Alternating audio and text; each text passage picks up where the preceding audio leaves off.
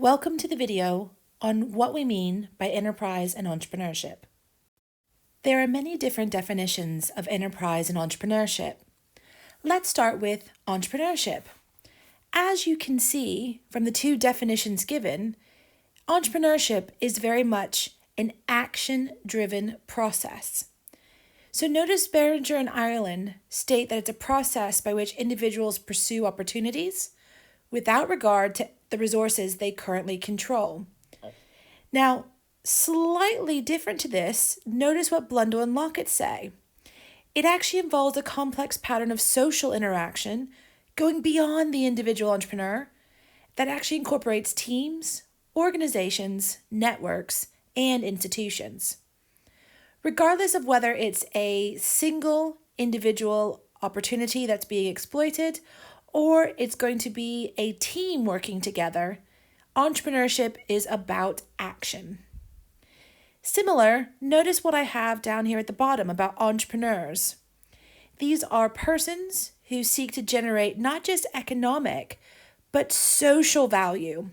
And I really love this definition because that truly is where entrepreneurship is, where it's going, and where it's been. Entrepreneurs are there to add value. And that's the other key point to make here about entrepreneurs and entrepreneurship. It's all about adding value, whether that's economic, social, or even nowadays, environmental. Now, if we keep to this idea of entrepreneurs, on here are some of the recognized characteristics as seen by academia when it comes to entrepreneurs, the traits, and the ways that they are. So on this left-hand side here, you've got this circle of the 5 different traits commonly known in entrepreneurs. Now, that being said, please take that with a grain of salt because obviously these types of traits can be proven, disproven many different times over. But these are the 5 that most people seem to say entrepreneurs have. So a lot need to have this need for achievement and for independence, hence why working on their own, doing their own thing, or creating a business in teams, not being part of a small cog in a large corporate machine. They're also usually tend to be very creative and very big on spotting opportunities. Now, this can take practice, and that is also well known. They do accept what we like to call measured risk and uncertainty. There's a huge myth out there that entrepreneurs are risk takers. Trust me, they're not. What they are really good at doing, though, is measuring the risk, weighing up their options, and trying to take the best course of action. Finally, there's internal locus of control. What we mean by this is that if they have internal locus of control, they believe they are in control of their actions and their future and what's going to happen, versus someone who is an external locus of control who feels that they, for example, destiny, it controls their lives. They have no way of controlling their lives. And so that's some of the main characteristics that we find in the academic literature. Now, what we also find is that it's not just these personal character traits, but it's also the culture and subculture, as well as the situational factors that can influence entrepreneurs. Situational factors include going to university, for example. Whether they go to university or not, and the different ways that they approach business, have had mentors or examples of business, everything to that can actually influence a person just as much as their personal traits. Same with culture and subcultures. So even if you are part of a particular nationality, you will have subcultures and family groups which will sway your decisions, your beliefs, and obviously this will also influence how you see the world, thus how you interact with the world as an entrepreneur. And so what makes an entrepreneur successful? Passion is really, really important. So it's not just about having a great idea, having a good ability to execute this idea, and to always keep going and have that drive. But you really have to have that passion. because it's that ability to learn, to overcome setbacks, and to persevere, which is so important when it comes to being an entrepreneur. Entrepreneurship is not easy, no matter what anyone tells you, but it can be absolutely worthwhile. So now let's head over to the other side and let's talk about what we mean by enterprise. So enterprise is defined as an alternative term basically for an organization. For us, we're going to be talking a lot about SMEs, and we will show you why in just a minute. Now, when we're thinking about business and the types of enterprises out there, most of the time we're going to be talking about micro, small, medium, and large.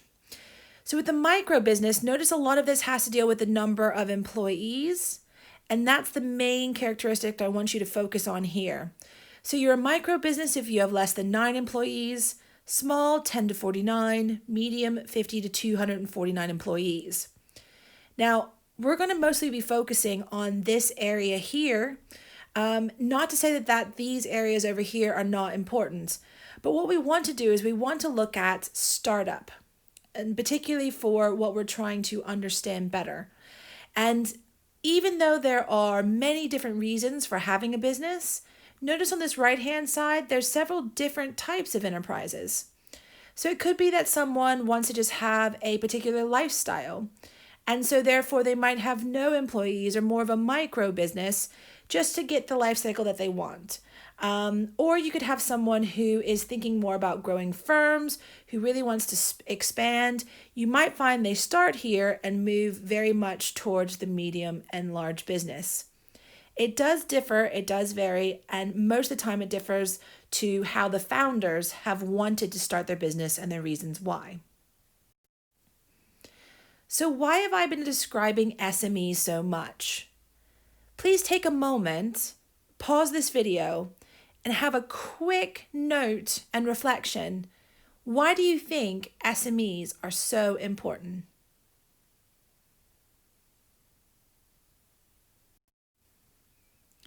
SMEs are very, very important because in various countries around the world, it's the fact that these micro and small businesses are the ones that are generating employment. If you think about it, there's lots of these around. You have to start somewhere. And so when you start and you start to grow the business, you can start to generate more employment. You can help to increase different people's livelihood. And you can also nurture entrepreneurship, obviously, since it's such a small sort of scale and then you grow. So there's lots of reasons why we would think about SMEs. Now, what I would like you to do is to take a moment and think about, what do you think SMEs contribute to the UK? So again, I would like you to pause this video, take a moment, and just reflect on these 3 potential questions. I'd like you to come up with some numbers. And again, don't look it up. Just on the top of your head, just think about what you might say. So what total percentage of business in the UK do you think are SMEs? This could be 0% all the way to 100%. You decide. Same with the approximate number of people they employ. So if of this percentage of businesses in the UK you think are SMEs, how many number do they employ in total? So would that be 10,000 people across the UK, or would it be 100 million people across the UK?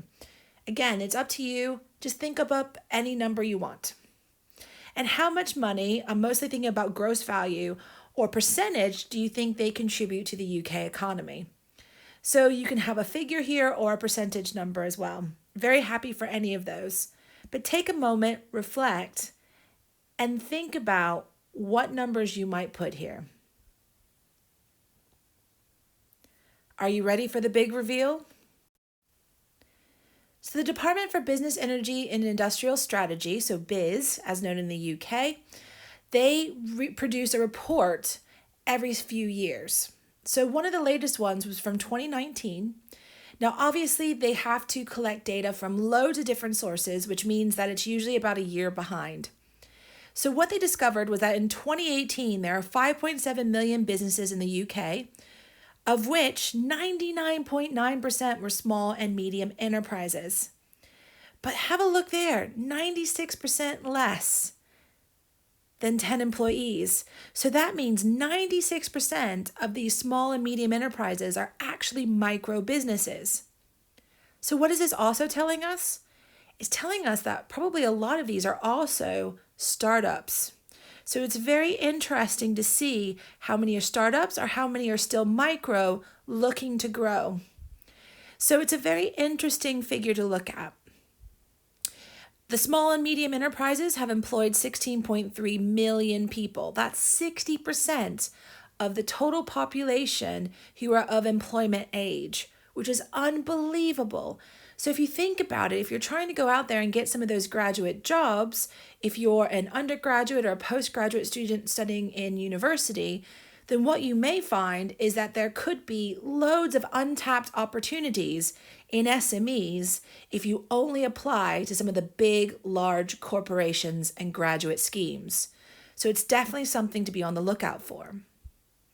And as you can see from the bottom, SMEs contributed 1.9 trillion or 48% of the private sector turnover in the UK.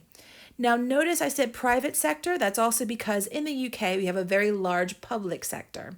So I'm just focusing on the SMEs that are not public but privately owned. And so this concludes this video. What I would like to say to you is to go out there and have a look at other countries.